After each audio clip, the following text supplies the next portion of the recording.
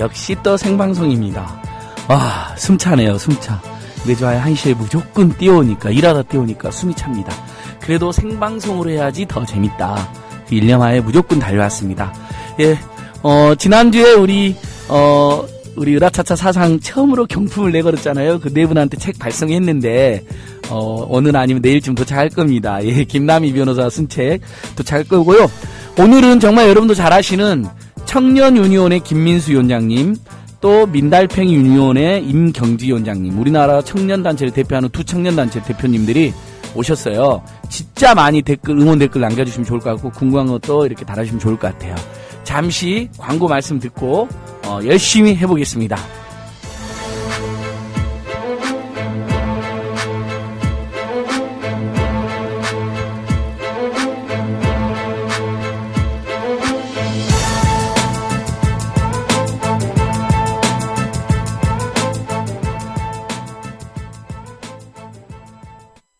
살균 탈취제 요즘 많죠. 향기도 다양하고 성분도 다양한데 우리 아이들 방에 그냥 뿌리기에는 마음에 좀 걸려요. 향기는 좋은데 안심해도 되는 건가요? 아이들이 얼마나 민감한데요. 우리 아이들 방에 뿌리는 건 안심하고 믿을 수 있어야 될 것 같아요. 이제 우리 아이 방을 자연 휴양림으로 만들어주세요. 피톤치드 캡슐 톡톡. 강력한 천연 항균은 기본. 피톤치드의 향기로움을 더해 기억력과 집중력을 향상시킵니다. 베개에 톡톡, 이불에 톡톡. 피톤치드와 함께 편안한 잠자리 톡톡. 검색창에 네이처 아이를 검색해보세요. 전국 약국에서도 판매 중입니다. 냄새 좋지? 엄마, 냄새 좋아. 대한민국 투어.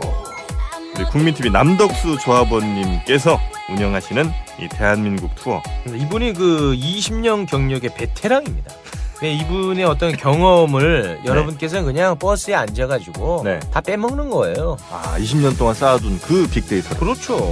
버스가 이제 28인승 최고급 리무진 버스도 있고 45인승 좀 더 많은 분들이 타실 수 있는 이런 버스도 있으니까 고급진 여행도 바로 남덕수 조합원님과 함께라면 가능하다.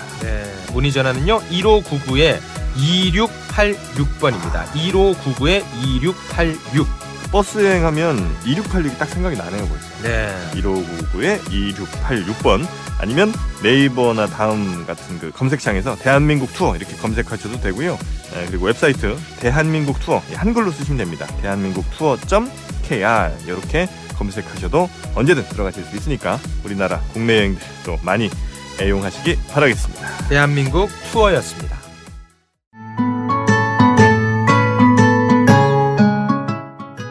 청춘이란 깊은 샘물에서 오는 신선한 정신, 유약함을 물리치는 용기, 안위를 뿌리치는 모험을 뜻한다.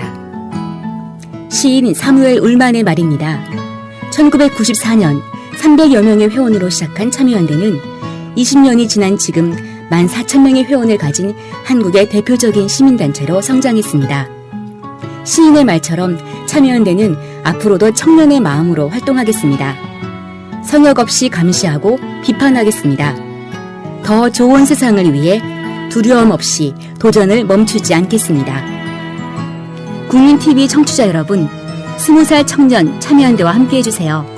회원가입은 홈페이지 peoplepower21.org, 전화는 서울 723-5300번입니다. 시민의 힘으로 운영되는 단체, 참여연대는 정부 지원금을 받지 않습니다. 네, 여러분, 생방송입니다. 한참 낮에 이렇게 졸리기도 하고 피곤할 수도 있는데, 제가 아주 힘차게 깨워드릴게요. 그, 교통방송에 막 백이성 선생님 같은 경우는 힘내라 오두시 막, 여러분의 귀염둥이 막 이렇게 하던데 저는 그렇게까지는 안 되고, 아무튼 억울한 일 많고 답답한 일 많은데, 아무튼 열심히 살고 치열하게 투쟁해서 바꿔보자! 뭐 이런 거 아니겠습니까? 그래서 오늘 청년 유니온 김민수 위원장님, 민달팽 유니온 임경지 대표님 오셨는데, 자, 여러분 정말 응원의 댓글 많이 남겨주셔야 돼요. 저한테는 응원해봐야 필요 없습니다. 왜냐면 저는 무조건 힘이 나 있거든요. 그러니까, 자, 청년 유니온 김민수 위원장님 인사하세요. 네, 안녕하세요. 청년 유니온 김민수입니다. 여러분 청년 유니온 알죠? 우리나라의 대표적인 청년 단체이자 유니온이라는 것을 알 수 있듯이 노동조합입니다. 초국적, 우리나라 전국적 범위에서 청년들의 노동조합을 표방하고 있고, 최저임금 인상운동, 알바 노동자 권리찾기, 뭐, 청년 일자리 확대 운동, 뭐, 정말 많은 일 하고 계시는데, 요즘에 제일 줄여가고 있는 건 뭔가요? 일단은 제가 오늘 스튜디오 여기 안진걸 처장님이랑 스튜디오 나온 지가 벌써 3번째 되는 것 같아요. 그러니까 우리 1년에 한 번씩 나와야죠. 벌써 지금 3년째예요, 이게. 그러니까요. 2013, 14, 15, 야. 처장님 프로그램 장수하길 응원하고요. 네네네. 요새 청년유에서 제일 좀 고민하고 있는 거는 최근 논란이 되고 있는 오늘 주제이기도 한 청년수당인 것 같아요. 네. 그래서 많은 분들이 이제 논란이 되면서 정치권에서도 이건 뭐 포퓰리즘이다 그러는데 네. 사실 많은 분들이 이게 어떤 내용인지 저희가 친숙하게 좀 설명드릴 기회도 부족했고 그래서 이 논란에 대해서 같이 이야기 나누는 게 저희한테 요즘 제일 중요한 것 같습니다. 청년수당, 청년부당. 청년부당이네. 죄송합니다. 이재명, 우리 청취자들도 좋아하시는 이재명 시장님의 청년배당. 그 다음에 박원순 시장님의 청년수당. 이제, 요거 뭐, 딱 제가 그냥 시민한 사람 보기도, 진짜 청년들 위한 좋은 정책인 것 같다는데, 보니까 이 박근혜 대통령하고 최경환 부총리, 남이 잘 되는 꼴을 못 보는. 그러니까. YS한테 가서 문상도 굉장히 하기 싫어서 문상 왔다. 하기 싫은 문상 왔다는 티를 딱 내고 하더라고요. 근데 말로는 청년을 위한다고 해놓고 그 정책 시비를 걸고 있던데 어느 정도 거나요? 뭐 아편이다. 뭐 가만두지 않겠다. 뭐 이런 말을 막 일삼고 있는 것 같던데요. 일단 원래 이제 좀 낯선 게 나오면은 이게 뭔지 좀 들여다보고 이렇게 하는 게 이제 저는 순리라고 생각하는데 그렇죠. 아니 정책이 발표되자마자 처음으로 이제 김무성 대표가 했던 얘기가 이런 어떤 청년 배당이나 청년 수당과 같은 논의는 어떤 정책인지 뭐 들여다본 것 같진 않아요. 근데 다만 이런 거는 이 청년의 표를 돈으로 매수하는 행위다. 이런 게 이제 김무성 대표의 첫 번째 시작이었고 돈으로 매수 그다음에 이제 뭐 고용노동부 이기권 장관도 이거 뭐 기존 사업과 중복돼가지고 이건 좀 우려스럽다. 그다음에 뭐 최경환 이제 부총리는 포퓰리즘이 맞다. 그다음에 이제 가장 좀 충격적이었던 거는 이제 이인재 의원이 이런 청년 관련된 정책들 새롭게 시도되는 정책들은 청년의 정신을 파괴하는 아편이다라는 말을 해가지고 논란이 됐습니다. 이 혼이 비정상인 자들이 정말 엉뚱한 말을 엄청 하고 있군요. 아니 뭐 노동 계약도 청년 위해서다. 학교 앞 재벌 호텔도 청년 위해서 하는 거다. 뭐 금융 규제 완화도 청년 위해서 하는 건데 심지어 의료 민영화도 청년 위해서 하는 거라고 발표하고 교과서 바꾸는 것도 그랬죠. 교과서도 마치 청년의 혼을 정상화로 하는 오로지 모든 게 청년 위해서 한다고 말한 자들이 정작 청년을 위한 정책이 발표되니까 완전히 그 뭐랄까 그 공황에 빠진 듯한 패닉 상태에서 말을 일삼는 것 같은데 어때요 우리 청년 입장에서는 청년배당, 이재명 시장이 청년배당이 좋냐, 박원순 시장이 청년수당이 낫냐, 이렇게 좀 즐거운 논쟁도 있는 것 같아요. 이게 엄마가 좋냐, 아빠가 좋냐 비슷한 건데. 그런 건가요? 좀 그거 차이도 약간 청취자들한테 설명해 주시면요, 위원장님. 일단 정책 원리로 놓고 보면 먼저 발표된 거는 성남시의 청년배당이었거든요. 이제 청년배당 같은 경우는 이제 연령대가 이제 만 24세까지입니다. 성남시에서 그 3년 이상 거주한 만 24세까지의 청소년들을 포함해서요. 19세부터. 19세부터 24세. 이분들한테 이제 1년에 100만 원씩을 분기로 따지면 25만 원씩을 이제 전체에 있는 성남 청년들한테 지급하겠다라는 거고 그걸 이제 지역 화폐로 준다는 거죠. 그렇죠. 지역에서 지역 경제 활성화되게. 그래서 그 시기에 젊은 사람들이 지역에서 뭐 커피도 사 마시고 그러면 공부도 하고 이럴 수 있도록 기본적인 생활비를 지급하겠다라는 설계고요. 이제 서울시 모델 같은 경우는 조금 다른데 이 3,000명을 선정합니다. 3,000명을 선정을 해서 시범 사업으로서 그래서 이분들이 한 6개월 정도 자기가 원하는 사회활동이나 있던 이제 구직 활동을 할 수 있게끔 한 6개월에 걸쳐가지고 50만 원씩 지급하겠다. 그래서 만 29세까지 청년들 3,000명을 시범사업으로 선정을 해가지고 그 청년들한테 도입을 하면서 이 사업을 확대시켜 나가겠다. 요 정도 차이가 있습니다. 오케이. 그러니까 청년 배당은 보편적인 방식인데 금액이 좀 작고 지역 화폐고 청년수당은 보니까 선별적인 방식이긴 하지만 1인 한 달에 50만 원이니까 금액이 좀 더 크고 현금으로 직접 지급하는 거죠. 그렇죠. 그 정도가 일단 직관적으로는 좀 차이일 것 같아요. 차이가 있긴 한데, 일단 제 느낌은 이런데요. 모두에게, 또는 극소수 아주 그 9분이, 10분이, 저기 상위층 자제들을 빼고라도, 그러니까 보편적이라는 게 진짜 여러분 다른 나라도 보면 100% 모두에게 주는 것만 보편적인 건 아니고요. 최상위 9분이나 10분위를 빼는 경우도 있습니다. 그러니까 그건 사회적 상황이나 재정 수요를 보면서 이렇게 하는 것 같아요. 그래서 꼭 모두 100% 모두 줘야만 보편적인 건 아니다. 이렇게 한번 생각해 보시고요. 그러니까 최상위층을 빼고 준다든지 그렇게 하면서 50만 원을 조금 더 주고 대신에 이제 구직활동이라든지 교육활동이라든지 뭐 이런 것들을 좀 조건 없이 주는 것도 방법이긴 한데 어쨌든 지금 제도를 도입하는 단계에서는 그렇죠. 뭐 그런 구직을 촉진하는 일자리 대책으로 그래서 지금 서울시도 일자리 대책이다 이렇게 발표를 하고 있는 건데 지금 뭐 오늘 최경환 부총리는 포퓰리즘 정도를 넘어서 무분별한 무상복지를 심판하겠다. 페널티를 주겠다. 지자체에 막 협박까지 했어요. 이렇게. 아니 그러니까 말로는 청년이 한다 하면서 아주 그냥 가관인데 어떻게 해요? 이 최경환 이 사람은 심지어는 이래놓고 자기 운전사, 심지어 자기 인턴들을 다른 청년들 다 떨어뜨리고 중소기업 진흥공단에 불법 채용시킨 사람 아닙니까? 말로는 그렇게 뒤에서는 피눈물 나게 다른 청년들에게 피눈물을 주고 그 말로는 청년 연다면서 막상 청년 대책이 나오니까 이렇게 해방을 놓는데 이거 어떻게 해야 될까요? 이 사람들. 글쎄요. 일단 최경환 부총리는 한국경제 수장인데 이게 사실 이제 이 청년수당, 청년배당 같은 정책을 포퓰리즘이라고 규정하면서 노동개혁 같은 거는 이제 근본적이니까 꼭 추진해야 된다 이런 거거든요. 근데 청년들 입장에서는 예를 들면 임금 피크제라든지 이 해고를 쉽게 하는 그런 정책들이 청년들한테는 근본 대책이면서 이 지방정부가 새롭게 추진하는 정책들은 포퓰리즘이다라고 규정하는 이런 것들이 좀 상당히 기만적이죠. 좀 고약하기도 하고.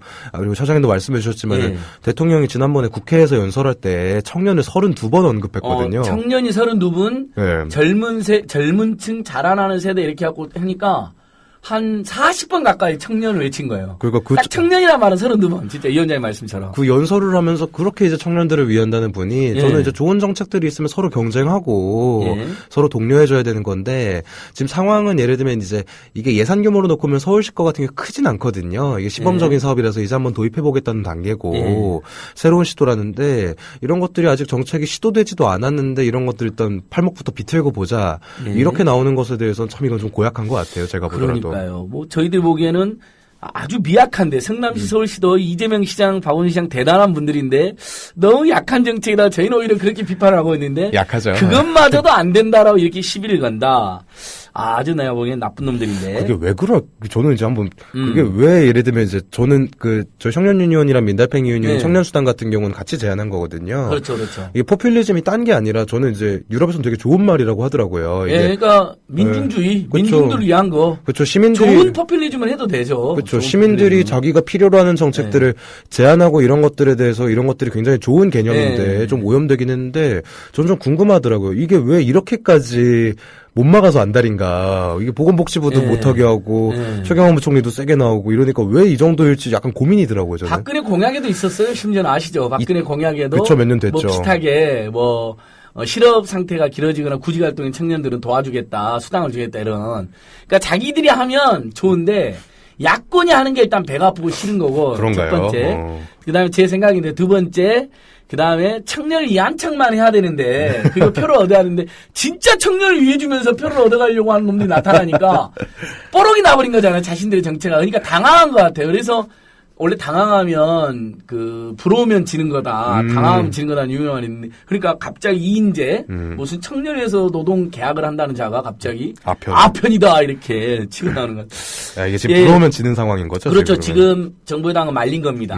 제 전망은 2010년 친환경 무상급식 이렇게 저지하고 반대할 때와 비슷한데, 국민들로부터 심판이 불가피하게 일어나지 않을까. 특히 전국의 청년 세대들이 구름대처럼 투표장으로 가서 청년 대책을 반대하는 저자들 심판하자 이렇게 나올 것 같은데 우리 선만님께서 청년수당은 미래를 꿈꾸는 청년들에 주는 따뜻한 격려.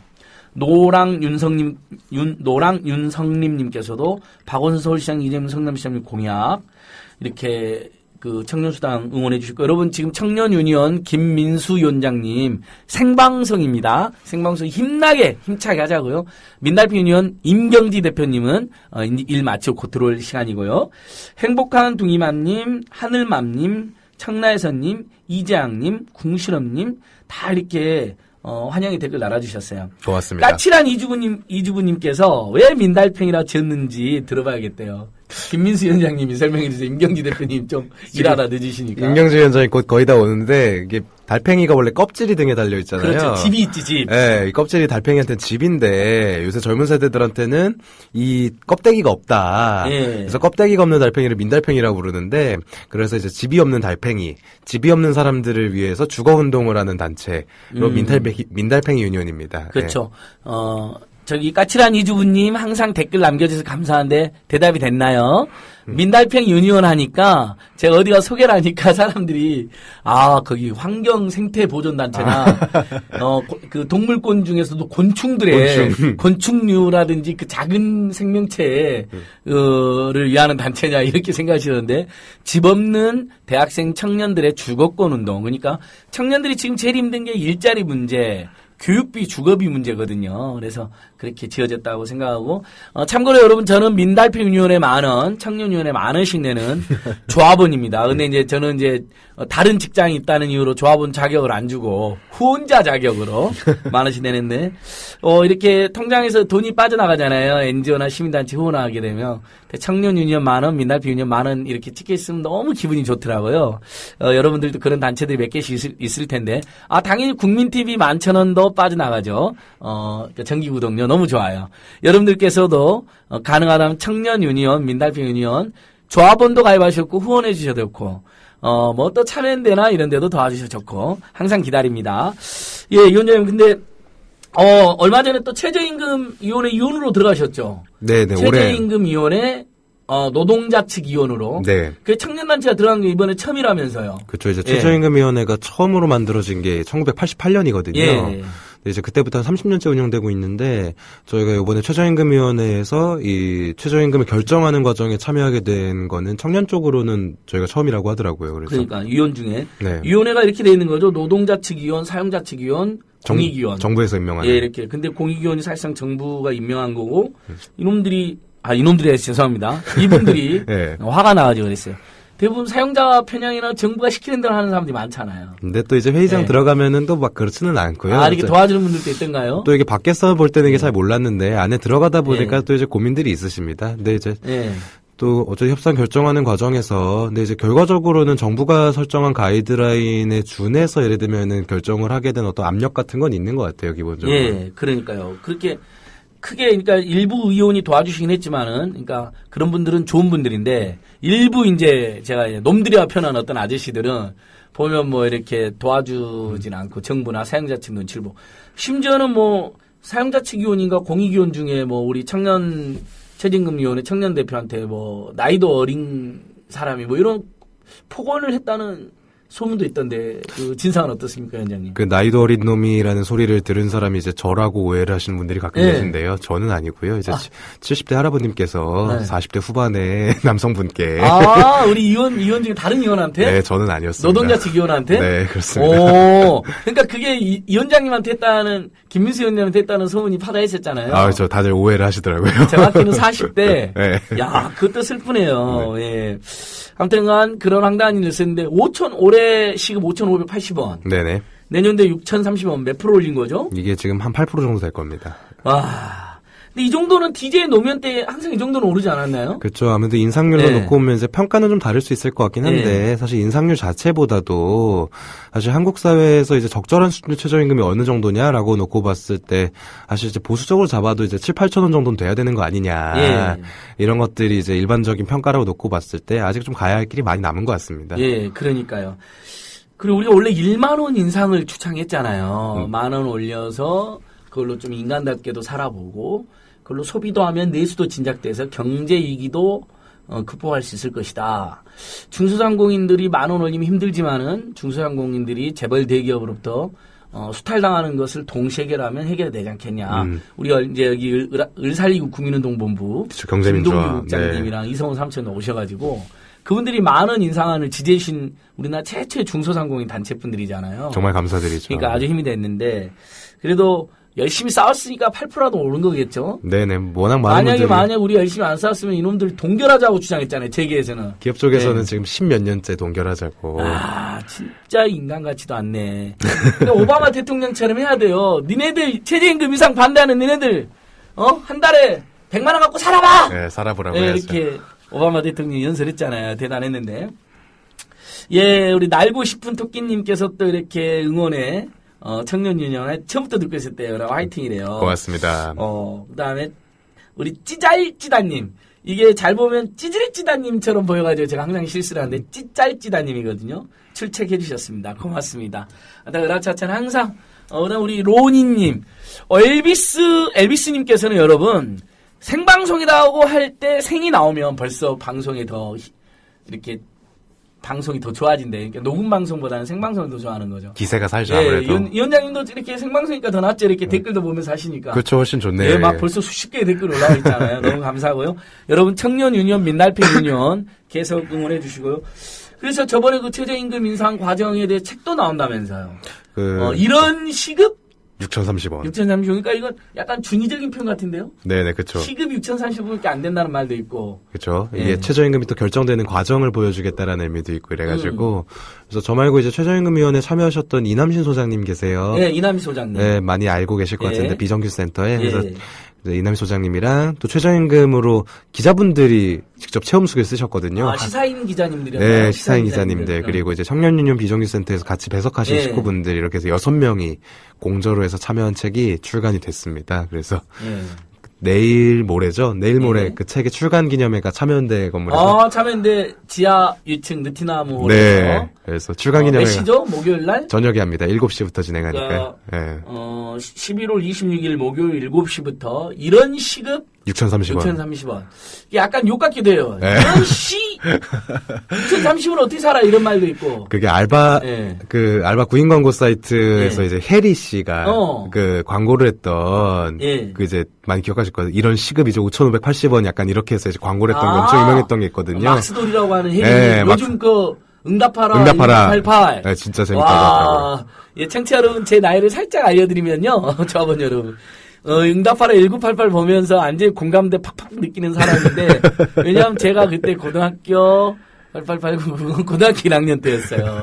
예, 제 연배를 대충 눈치채셨죠. 정확하게 아실 것 같은데요. 1988 고등학교 1학년이니까 정확하네요. 우리 때 이야기인 거예요. 그리고 이제 대학 갔는데 전두환 노태우 전노일당의 그 노태우 군사독재 정권이어가지고 3월달부터 박터지게 싸웠던 기억이 나는데 참 IS 이렇게 서고 참 망강을 거쳐하더라고요. 네네.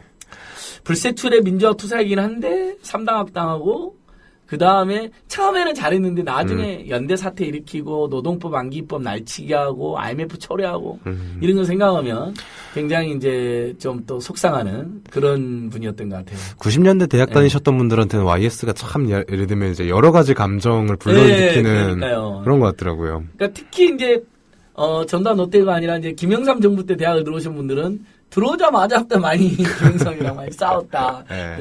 이런 SNS 되게 재밌는 거 봤는데 뭐 열심히 산 사람 중에 한 명이었으니까 특히 유신독재 맞서 정말 목숨 걸고 투쟁한 사람이니까 애도는 하겠는데 조문은 가기 싫다. 그러니까 애도는 하는데 조문은 싫다는 분들도 꽤 있더라고요. 네네. 조문까지 가기 싫다는 거죠. 너무 끔찍했던 일이 많았기 때문에. 자, 이렇게 양가적인 감정을 불러일으키기도 쉽지 않을 것 같은데. 그러니까요. 참 그래도 참 근데 막판에 이분이 참 재밌는 게 유신독재가 제일 나쁘다. 김무성이 정신 차려라.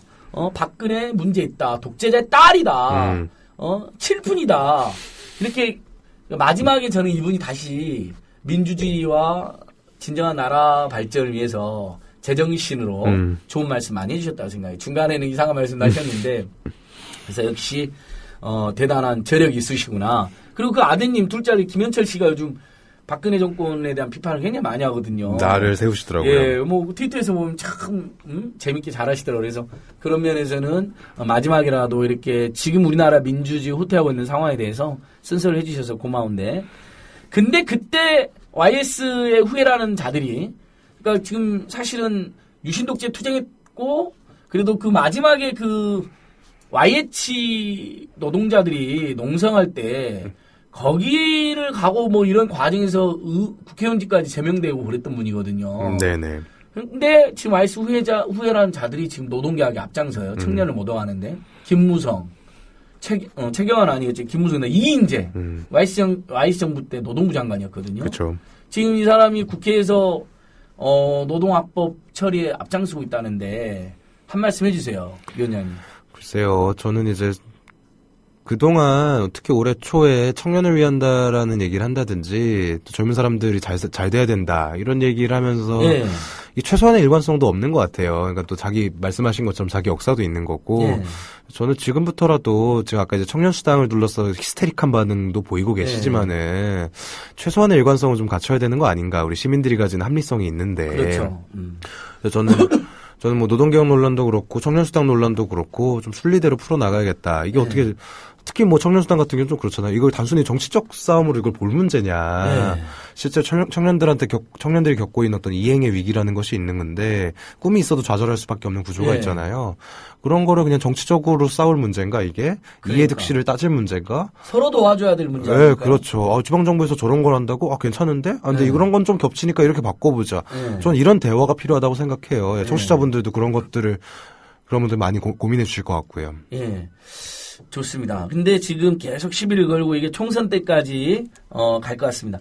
바보 은지님께서 점심 먹으러 가면서 출첵을 하신대요. 이제 점심 드신대요. 아이고 맛있게 드시고요. 청년 유니온 빠이야. 감사합니다. 아주 우리 위원장님이 굉장히 큰 힘이 났습니다. 가을님께서 청년이 살아야 우리의 미래가 있습니다. 청년 유니온 민달팽 유니온 응원합니다. 고맙습니다. 네. 우리 열매님, 안진걸이 힘찬 목소리 반갑습니다. 청년들도 힘냅시다. 네, 힘내야죠. 이 박근혜 정권이 정말 나라를 말아먹고 있는데 우리 청년들이 가만히 있으면 안 돼요. 지금 박근혜 새누리 정권이 밀어붙인 이 노동법, 그 다음에 시운해고, 그 다음에 그 비정규직 남발, 이것도 한 말씀 해주세요, 위원장님. 이게 지금 청년을 위한 대책이라고 내놓고 있거든요. 네. 그러니까 계속 뭐가 통과가 안 되니까 갑자기 느닷없이 임금 피크 제도 청년을 위한 거다. 해고를 쉽게 하는 것도 청년을 위한 거다. 비정규직을 2년에서 4년으로 늘린 것도 청년을 위한 거다. 파견직도 청년을 위한 거다. 이거 뭔가 저는 약간 정신병이 아니면 이런 말을 하기 어려운데 청년을 팔아먹고 있다 이런 생각이 들거든요. 너무 심하게. 어떤가요?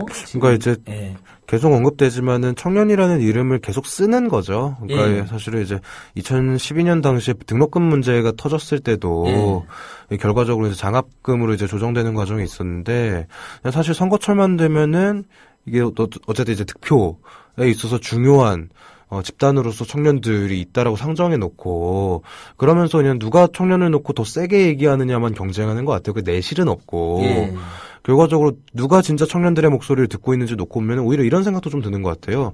그러니까 청년 하면서 이제 여러 가지 정책들이 경쟁하고 있는데 임경진 위원장이 오셨어요. 우리 임경진 대표님 들어오셨습니다. 하여튼 와 여러분 안녕히 계세요. 안녕하세요. 숨은 돌리고 인사를 하셔야 되는데. 민달팽이 유니온의 임경진 대표님. 다 환경단체, 작은 생명체 위하는 단체인지 알고 계세요. 빨리 설명해 주세요. 주거단체라고 말은 해드렸는데. 네, 저희는 이제 달팽이는 집이 있는데 민달팽이는 집이 없잖아요. 그래서 집이 없는 청년들을 위해서 활동하는 단체이고요. 비단 청년만이 아니라 평생을 월세로 살아가는 세입자들과 주거빈곤을 겪고 있는 사람들을 위해서 활동을 하고자 합니다. 너무 좋은 단체네요. 그렇죠? 네. 제가 많은 후원하고 있다고 우리 시민들께도 후원을 요청드렸어요. 많이 도와주셔야 된다. 네. 안진걸 처장님 덕분에 살죠. 아니요. 벌써 무슨 책이 아니라 민달팽이 유니온은 그러니까 세입자를 위한 투쟁도 하는데 세입자들이 무슨 세입자를 위한 주택을 지금 벌써 세 채나 공급하고 있다면서요? 네, 달팽이 집이라고 이제 민자를 좀 빼봤어요. 집을 공급했으니까. 그러니까 민달팽이 유니온인데 달팽이가 되버렸다. 네. 집이 있는 부자로 변질되신 건가요? 아니, 나쁜 임대업자는 아니고. 근데 이제 6세대에 지금 살고 있고, 이제 실제로 좋은 임대사업자 되기보다는, 새로운 주택 공급이 가능하다라고 하는 정책을 좀 경험해보고, 저렴하게 이제 주택을 공급해서, 어려움을 겪고 있는 청년들하고, 좀 한국 사회의 대안적인 주거 모델이 어떤 게 가능할지, 이런 것들을 좀 탐색을 이제 하고 있어요. 그러니까 아주 쉽게 말하면 서울시나 일반 우리 지자체나 시민들의 어떤 지원과 후원금을 모으고 또 펀딩도 해가지고 착한 임대 협동조합이네요. 그래가지고 자꾸 맨날 착한 거 너무 좋아하셔가지고 다세대 다가구 이런 것을 네, 맞아요. 샀나요? 빌렸나요?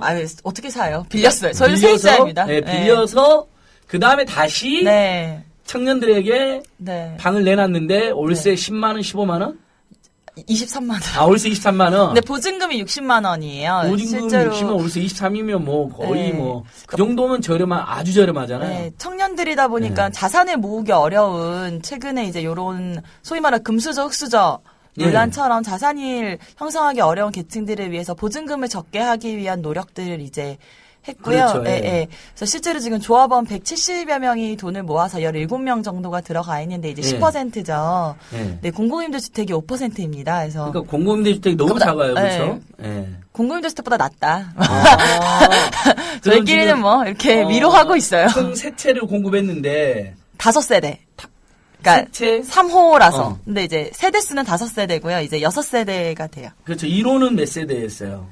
5명이요. 1호가 5세대? 네. 2호는 12명. 12세대. 네. 3호가 이제 여섯 12명이 들어가요. 와, 그러니까 이분들은 그러면 쫓겨날 걱정 없이 사는 거 아니에요? 네, 갱신권이 세입자한테 있어요. 몇 년까지 있어요? 원하는 대로 이제 그러니까 지금 우리는 주택 세입자도 2년마다 한번 쫓겨다녀야 네. 되는데 서구 선진국들처럼 네. 본인이 원하는 한 우리끼리 율도국 한번 만들어 볼래요. 홍길동의 율도국 공산주의자들이시고요. 저가 그 며칠 아유 커뮤니스트? 며칠 잡았는데 집이 예를 들면 보증금이 싸고 네. 예를 들면 월세가 낮으면은 집이 약간 부실하지 않냐 네. 뭐 이런 오해도 하시는데 제가 며칠 가끔 얻어서 자거든요. 근데 네. 집이 진짜 예쁘고 괜찮아요. 그래서 너무 좋네요. 네, 여러분들이 예. 후원해 주시면 더 좋은 집 더 많이 공공이 지을 수 있도록 최선을 다하겠습니다. 민달팽이 기금도 모으고 있나? 그때 100만 원씩 네. 받아서 나중에 이자 3% 쳐서 돌려주는 2.5% 함부로 올리지 마세요. 아, 이자는. 2.5%였나요? 네. 3% 아니었어요? 2.5% 여기 함부로 올리시려고 지금. 아, 그렇죠. 아니, 제 주변에 투자한 분이 많기 때문에. 네, 2.5%. 이자를 좀 높여받아야 돼. 그리고 한국은행 기준금리보다 더 많이, 네. 기준금리만큼 주는군요. 예금보단 좀 높습니다. 그 예금보다 훨씬, 네. 요즘 예금은. 2.36%. 무이자예요, 거의. 네. 무이자, 사실상. 예, 여러분, 죄송해요. 민달팽이 유니온, 임경지 대표님, 네. 청년 유니온, 김민수 위원장님 오셨습니다. 우리 국민TV가 아니면 우리나라 양대 청년 단체가 한 자리에 모일 수가 없어요. 그럼요. 국민TV니까 오신 거고, 그쵸. 여러분들 응원 많이 달아주시고, 우리가 이제 방송 끝나면 또, 팟캐스트로 올라가잖아요. 그때도 많이 퍼뜨려주세요. 김민수 위원장, 지금 우리 청년 유니온 또 열심히 하고 있는 게 재벌 개혁 투쟁인데, 얼마 전에 그 화제가 됐었잖아요. 신동민 회장에게 청년 착취 대상을 수여하고 함부로 자른 청년 노동자들을 복직시켜라. 그건 어떻게 돼가고 있습니까? 그래서 저희가 아주 통쾌했는데. 롯데월드 마스코트를 출마를 시켰는데 네. 롯데호텔 측에서 같이 연락이 왔어요. 네. 한번 이 문제 해결해보는 협의를 네. 해보자. 그래서 이제 협의를 진행 중이고 네. 최대한 좋은 결과 만들려고 하고 있어가지고 며칠 내로 이제 좀 롯데호텔 측에서는 문제 해결과 관련된 입장이 나오지 않을까 네. 이렇게 기대하고 있습니다. 로티 후보가 나왔다는 건 롯데 회장 선거를 하지는 않는데 그냥 풍자로 나온 거죠. 그냥 한번 내보내봤어요. 그러니까 그 재밌는 게 그 아버지하고 아버지하고 큰아들하고 둘째 아들하고 이렇게 싸우고 있는 건데 형제들끼리 싸우는 그러니까 거죠. 롯데 회장 선거 이제 신동주도 나오고 네네. 아버지는 내 편, 아버지는 나의 힘. 이게 신동주의 캐치프레이즈고. 그렇죠. 신동민은 뭐였죠 캐치프레이즈가? 이게 롯데는 내 거다. 뭐 롯데는 내 거다. 네. 아버지하고 큰형은 내가 쪽하는 거 내가 내 거다. 내 거다. 롯데는요. 3번 교사 3번 청년유니온 롯데는. 롯데는 이제 공약이 여러 개였거든요. 네. 이게 롯데그룹 계열사에서 젊은 사람들을 되게 열악한 환경에서 일하게 하다 보니까 네. 공약이 되게 여러 개였는데 일단 캐치프라이즈는 준비된 회장, 롯데의 아들 요렇게였어요. 그래서 준비된 회장 롯데 아들로 해서 예. 청년 고용과 청년을 수탈하지 않는 것에 앞장서겠다는 거죠. 그렇죠. 우리 김영조합원 사례 너무 끔찍하잖아요. 롯데호텔에서 어떻게 해버린 거죠, 우리 김영이라는 청년에게. 그래서 이제 호텔에서 문제가 됐던 게 민다평에서도 많이 같이 응원해 주셨는데 이게 호텔에서 오래 일하시는 분들이 있어요. 그래도 한 1년 정도라도 안정적으로. 근데 그런 분들한테 이제 매일매일 근로계약서를 쓰게 한 거죠. 일용직 계약이라 그래가지고. 그러니까 이제 출근을 하면은 이제 호텔 직원이었다가 퇴근하고 나면은 이제 직원이 아니에요. 실업자. 네, 출근할 때마다 예를 들면 직원. 하루살이. 그러니까. 네, 하루살이죠. 네.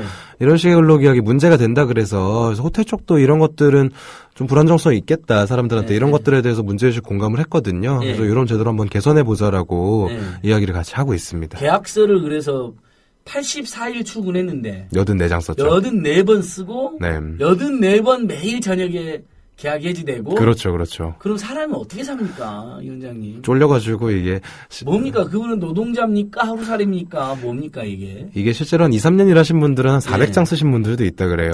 그래서 김영 씨 같은 경우는 그러니까 2, 3년 일한 분은 몇 장? 한 400장, 500장 쓰신 분도 있다. 그거 세계 기록유산 같은 거 올려서 한국의 재벌이 얼마나 탐욕스럽고 무책임했나 그거 등재하겠네요. 그 계약서 쭉 모아가지고 민달팽이 집에다 쫙 뿌리면 아마 바닥이 가득 찰 겁니다. 그러니까. 곰팡이 피는데.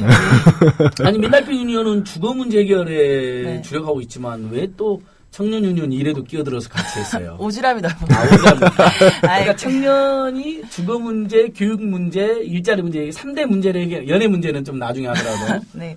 그러니까 사실 청년의 문제라고 하는 게 기존에는 이제 일자리 문제로만 얘기가 많이 되었던 것 같아요. 일자리가 물론 이제 굉장히 중요한 핵심적인 요소이기도 합니다만 실제로 청년의 문제는 굉장히 다양한 삶의 곳곳에서 이제 만들어지고 있었고 그렇죠. 그동안 이제 2004년부터 이제 청년 실업 특별법이 만들어지고 나서부터 이제 일자리를 양적으로 확대하는 데 주로 초점이 맞춰져 있었잖아요. 사실 그 과정에 청년 유니언이 굉장히 많이 이제 애써준 덕분에 좋은 이제 뭐 성과들도 있긴 했습니다만 실제로 일자리가 그렇게 중소기업 인턴제처럼 단기직이 많아지는 동안 청년의 삶이 나아졌냐라고 했을 때 사실 저는 아니다라고 말할 수밖에 없는 것 같고 저는 사실 그중에 핵심은 그동안 일자리의 그런 중소기업에 보조해주는 방식으로 얘기되면서 실제로 저는 두 가지인 것 같아요. 하나는 더 나빠졌고 신용이든 주거든 더 나빠졌고 또 하나는 그런 단기직, 임시직 일자리가 청년의 노동력 굉장히 보편적인 경로로 자리를 잡게 된 것 같아요.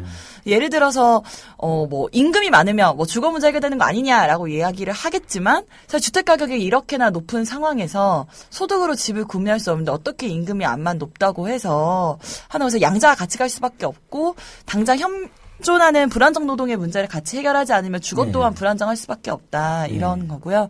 사실 청년 유니언이 워낙 잘해서 잘 따라가고 있어요. 네.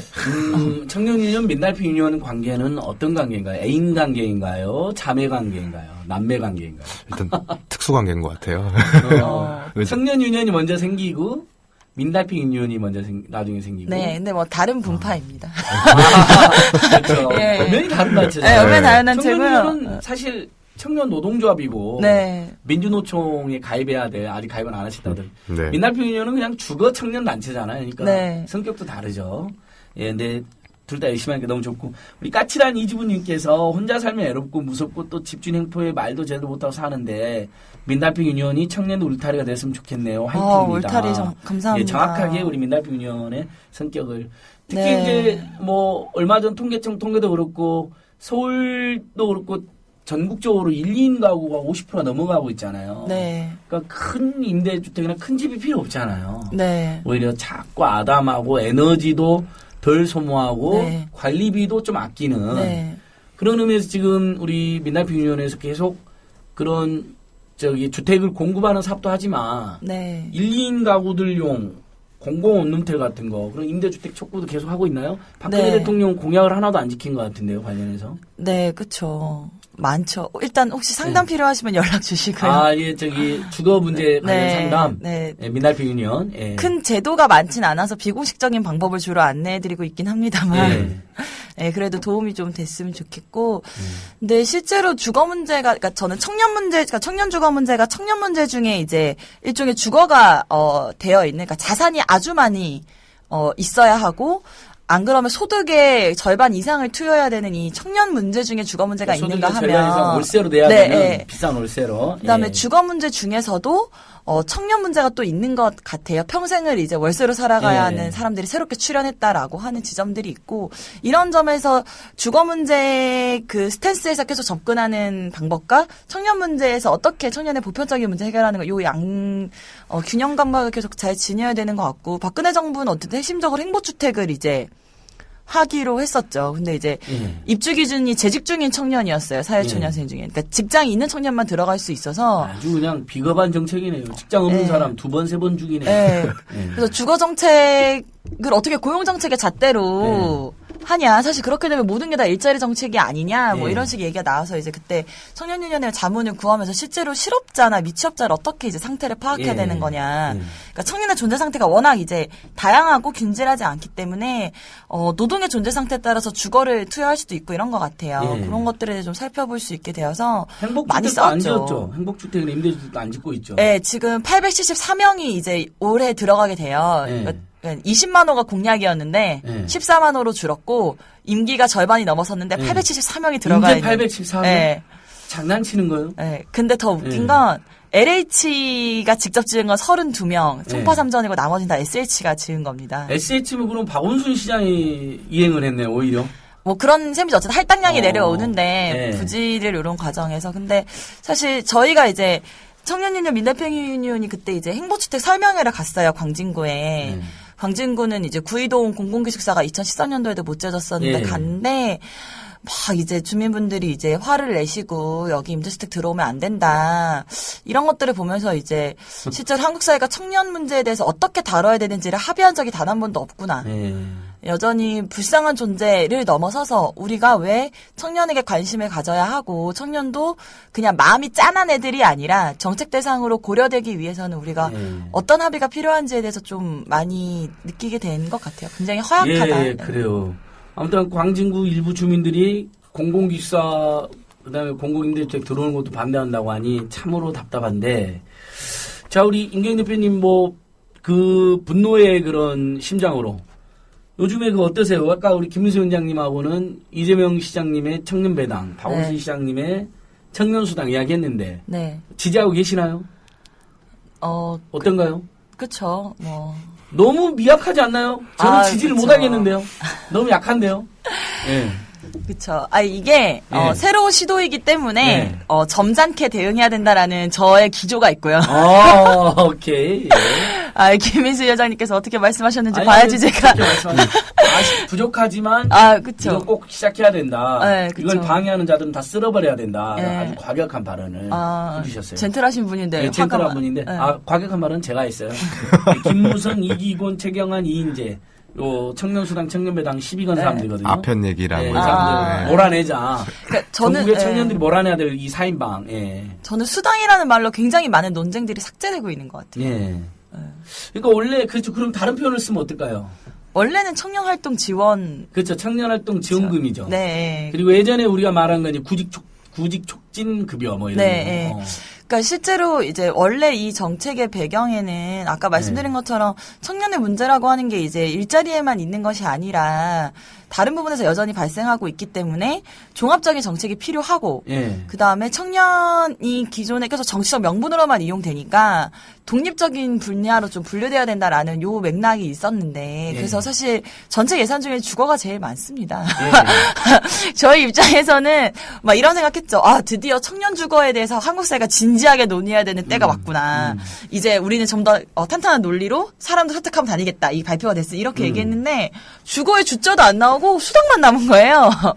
근데 이제 그러니까 사실 저번에 종합대책 때 박원순 시장에 주거가 제일 많았는데 수당만 남았고 논쟁되고 있다. 그러니까 좀 억울하시겠네요. 억울하다기보다 그 주거대책은 어땠나요? 괜찮나요? 아니 뭐 미진하지만 하는 게 어디냐라고. 역시 주거대책도. 그러니까 뭐 1, 2인 가구나 청년들 위한 뭐 임대주택을 많이 내놓겠다는 게 들어있나요?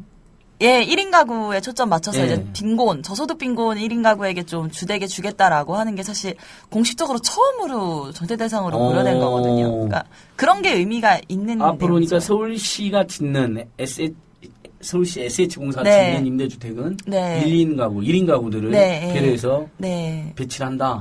그래서 저희가 봤을 때 김민수 위원장님. 그 서울시에서 발표한 정책이 되게 여러 가지 분야가 있거든요. 일자리뿐만 아니라 청년 수당도 있고 주거도 있고 이제 금융 문제도 있고 그렇게 해서 종합대책으로 설계된 예산 규모가 1년에 한 1,000억 정도 규모가 돼요. 이게 이제 중앙정부에서는 매년 청년 정책으로 한 2조 정도를 쓰거든요. 이런 것과 비교해봤을 때 이제 예산 규모는 대단히 좀 작은 편이긴 한데 이제 오랫동안 활동해온 뭐 저희는 청년유니온이나 민달팽이유니온이 보기에는 청년들이 제안한 정책들을 많이 받았고 서울시하고 성남시가 그렇죠. 서울시가 많이 받았고 실제 정책의 완성도나 설계로 놓고 봤을 때는 기존의 중앙정부가 10년 동안 그냥 맨땅에 헤딩했던 거 비춰보면 완성도가 대단히 높은 편이거든요. 저는 이제 청년들이 이렇게 제안한 정책들을 이 지방정부가 적극적으로 받아서 이렇게 규모 있게 그래도 몇 년 사이 규모 있게 편성하는 게 대단히 의미 있다고 보고 저는 오히려 이런 것들은 지방자치단체마다 예산이 조금씩 다르겠지만은 이 청년들의 목소리를 직접 들어서 그 사람들이 원하는 정책들을 만들어서 발표한다. 저는 이런 것들은 서울시가 아니더라도 다른 지방정부도 좀 보고 참고할 만한 게 많이 있을 것 같아요. 박원순 시장이나 이재명 시장 청년들을 수시로 만나는 것 같던데요. 그렇죠. 어때요, 임경규 대표님? 예. 자주 뵙진 않아요, 제가. 제가 자주 뵙진 않은데. 무슨 행사나 정책 어떤 그쵸. 간담회 같은 걸 많이 하는 것 같아요. 네. 그때 달팽이 집에 오셔서 주무시고 가시기도 그랬어요? 했고. 달팽이 잠까지 잤어요? 네, 일자리 대장정 그 한 달 정도 하면서 이제 주로 낮에 이제 그런 일 현장 가면 저녁에는 그런 주거 문제를 해결하는 청년 그룹들이나 임대주택에서 직접 주무셨다고 해요. 그래서 그런 자리들이 사실 있음으로 하여금 현장의 목소리를 직접 들을 수 있고 사실 청년들도 사실 소위 말하는 정책 결정자는 디테일을 잘 모르잖아요. 그러니까 예를 들어서 정책 결정자는 그냥 임대주택이 필요해? 그럼 뭐 그 지역에 뭐 300세대 지어 이러면 끝이지만 현장에서는 아주 많은 갈등들이 사실 있는 거죠. 근데 그 갈등의 현장에 직접 와서 이야기를 듣고 고충이 어떤지를 알게 되었을 때는 저는 그런 동기 그래야지 정책 수단을 어떻게 새로 쓸 것인가라고 하는 공무원들도 정책 결정자도 동기가 계속 발생하고 그다음에 그 수단들을 같이 찾아나가는 과정들이 되게 소중한 것 같아요. 그래서 일각에서 청년들이 이런 말 하던데 어쨌든 서울형 청년보장이라고 하는 건 뭐 구체적인 설계는 직접 참여를 못했을지라도 아이디어나 이런 문제는 청년들 굉장히 많이 냈는데 왜 몇몇 언론은 다 박원순 땡땡만 나가냐. 기분 나쁘다. 우리가 한 건데 왜 박원순 얘기만 그러니까 하냐. 청년유니온, 민달평유니온 등등의 여러 청년 단체들과 청년 활동가들이 국고에 대해서 의견을 내고 제안했는데 박원순 표로만 나갔다. 네, 사실 이게 정치적 공세. 박원순 시장님이 그 부분은 신경을 써야겠네요. 그러니까 박원 시장님도 신경 쓰는 부분이긴 하겠지만 실제로 미디어를 활용하는 사람들이나 미디어도 그게 편하죠. 사실 굉장히 자극적이고. 근데 사실 저는 조금 더 한국 사회가 이 서울형 청년 보장을 두고 진지하게 토론을 임해야 된다라고 그러니까 생각을 서울시가 하고 이번에 있어요. 발표한 서울형 청년 보장, 청년 주거, 청년 일자리, 청년 수당까지 포함된. 근데 이걸 진지하게 논의하기 전에 이렇게 시비를 거는 자들이 너무 많은데 김무성, 이기곤, 최경환, 이인재. 박근혜 정권에서는 지역복지 1조를 깎아라는데요 지금. 이게 그러니까 이제 청년수당 포퓰리즘이라고 얘기할 때 내용이 별로 없어요. 근데 저는 이게 뭐 이제 글로도 몇 번 나가긴 했는데 결과적으로는 청년들에 대한 잘못된 편견 아니겠냐. 그러니까 이제 이런 식이죠. 그 50만 원 이렇게 주고 이러면은 얘네들이 놀고 먹을 거다. 근데 이게 50만 원 때문에 놀고 먹는 사람이 있을까요? 그러니까 저도 그게 참 고민이긴 한데 100만 원 정도 주면 몰랐네. 100만 원도 약간 빠듯해요. 제가 봤을 때. 200은 봐야 놀고 먹지. 50만 원 월세 다 나가요. 200은 돼야지. 난 200이야 안 주면 일할 거야. 200 이상 안 주면. 다 200 넘어야 그래도 사람들이 일을 하죠. 그러니까 일을 안 하지. 그러니까 이게 청년들이 요새 이제 국민TV 올 때마다 말씀드리는데 투표 많이 안 한다, 정치 혐오한다 이러지만은 역으로 이야기하면은 사실 우리 사회의 정치나 정책이 이게 예를 들면 우리 사회에서 청년들한테 예를 들면 이제 이롭게 신뢰가는 경험을 준 적이 있냐 되게 많이 회의하잖아요. 저는 그런 청년수당이나 배당과 같은 정책들은 그런 이제 되게 위태로운 상태에 놓여져 있는 청년들한테는 이게 어떤 신뢰 같은 거예요. 내가 너네를 믿는다. 믿고 이걸 활용해가지고 사실은 이제 그동안 못 해봤던 경험도 하고 사람들도 만나고 그러면서 더 나은 삶을 살 수 있도록 네가 스스로 한번 같이 노력해보자 이런 이제 신뢰 표시인데 그런 걸 고민해 주셨으면 좋겠는데 그냥 50만 원 주면은 쟤네들이 막 이제 놀고 먹을 거야 막 일 안 할 거야 이런 건강한 정신을 해친다. 다 주는 것도 아니고 저소득층 대상으로 구직 활동을 조건으로 주는 건데 너무한 것 같고요. 그렇죠. 그러니까 덴마크는 보니까 대학생들 무상교육하고 한 달에 150만 원씩 주던데요. 청년들하고 대학생들한테. 한 달에 150만 원씩 그러니까 열심히 살아라고 공부 열심히 해라고. 그러니까 사실 구직 활동 같은 경우도 사람들이 생각하는 것처럼 그냥 도서관에서 공부를만 하고 있는 게 아니거든요. 그럼 그렇게 구직 활동하는 게 아니죠. 사실 뭐 스펙보다 스토리가 중요하다라는 것처럼 점점 더 많은 회사들이 경험을 요구하고 경험을 자기 이야기로 풀어낼 수 있는 것들을 요구를 하게 되는데 사실 어떤 직군에 가려면 그 직군 관련된 동아리도 가고 뭐 스터디도 하고 이런 식이잖아요. 그러니까 구직 활동이 굉장히 다양해졌고 소위 말하는 부모의 도움 없이 구직 활동을 자발적으로 할 수 있는 경우도 점점 더 줄어드는 상황에서 저는 서울형 청년보장을 지지하는 가장 큰 이유는 불평등을 개선할 수 있다라는 일망의 희망이 있기 때문이거든요. 그러니까 단순히 불쌍한 일을 도와줘서가 아니라 이렇게 지금 왜곡된 불평등의 상황을 조금이라도 개선할 수 있도록 자산과 소득이 적은 부모의 자녀들도 이 사회에 안정적으로 발을 디딜 수 있도록 도와준 정책을 어떻게 포퓰리즘이라고 할 수 있을까? 이거야말로 나쁜 사람들이다. 예, 그래. 우리 임경기 대표님 너무 똑똑한 것 같아요. 너무 좋아요. 자, 여러분, 민달팽이 유니온 임경기 대표님 말씀 들어보셨죠? 너무 똑똑하죠? 올바르고. 아무나 위원장 하는 거 아니죠? 청년유니온 김민수 위원장님도 마찬가지로 아무나 위원장 하는 것 같지는 않습니다. 예, 뭐 민달팽이 유니온은 지금 회원이 이제 몇 명이나 돼요? 조합원이? 조합원은 170이고 회원은 이제 500을 앞두고 그러니까 있는데. 저는 회원인 거죠? 네, 그쵸. 한 달에 많으시대는? 네, 그럼요. 예, 응원합니다. 소중한 회원이시죠. 우리 청년유니온은 1000명 정도 1000명이 좀 넘은 것 같은데? 지금 조합원분들이랑 회원분들 합치면 한 1600 정도? 아, 1600. 예, 많이 가입해 주셔가지고. 예. 수백만 청년들이 모두 들어와야 되는데. 아직 좀 많이. 근데 저는 되게 신난 게, 청취자 여러분, 조합원 여러분들께서도 청년연 민달팽이님 계속 응원 댓글 남겨주시고요. 지금 잘 가면, 이게 총선 쟁점 때 청년이 이렇게 쟁점이 될 것 같아요. 내년 총선. 역사교과서 국정하냐 아니냐. 그 다음에 청년 대책을 이렇게 서울시나 성남시나 야권이 세웠는데 그걸 반대하느냐 찬성하느냐. 이걸로 이제 전선이 그어지면 우리 국민들이 투표하기가 편해지는 거죠. 청년들을 위한다고 하면서 거짓말하는, 청년들 진짜 위하는 대책을 못하게 하는, 정부 여당과 그걸 하려고 하는 야당과 청년단체들의 목소리가 이렇게 부딪히게 되는 거잖아요. 어떻습니까, 위원장님? 그래서 저는 이제, 처장님도 말씀해 주셨는데요. 결과적으로 이번 총선도 의도하든 의도하지 않든 사실 청년 세대를 바라보는 관점이 어떤 투표 성향을 결정하는 중요한 지렛대가 될 것 같아요. 그래서 제가 이제 국민TV 듣는 조합원분들한테 당부를 드리고 싶은 거는 이게 이제 청년을 이러면 중요하다 이 말은 다 하죠. 근데 이제 청년을 불쌍해서 도와주자가 아니라 이 미래 세대가 가지고 있는 잠재력과 주도력을 신뢰하고 이 사람들을 보고 지켜봐주고 응원한다. 이렇게 말할 수 있는 세력에게 지지를 던져주는 거. 그런 것들이 이번 총선에서 특히 중요하지 않을까. 청년들도 그걸 원하고 있고요. 네, 그렇게 생각합니다. 좋습니다. 그러니까 안쓰러워서 지원하는 경우도 있어야겠죠. 뭐 복지에는 다 이렇게 지원이라는 개념도 일부 있으니까. 하지만 더 크게는 청년 세대가 겪는 지금의 사회경제 조건에서 이들이 정말 꿈과 희망을 키울 수 있도록 응원하고 믿고 신뢰하는 그런 사회정책으로서 당당히 청년을 주체로서, 사회 주체로서 인정해주고 존중해주는 그런 대책을 밀어달라. 그런 세력에 표를 몰아달라. 이렇게 지금 될 수가 있겠네요. 전 그래야 정치가 좀 살 것 같아요. 예, 좋습니다.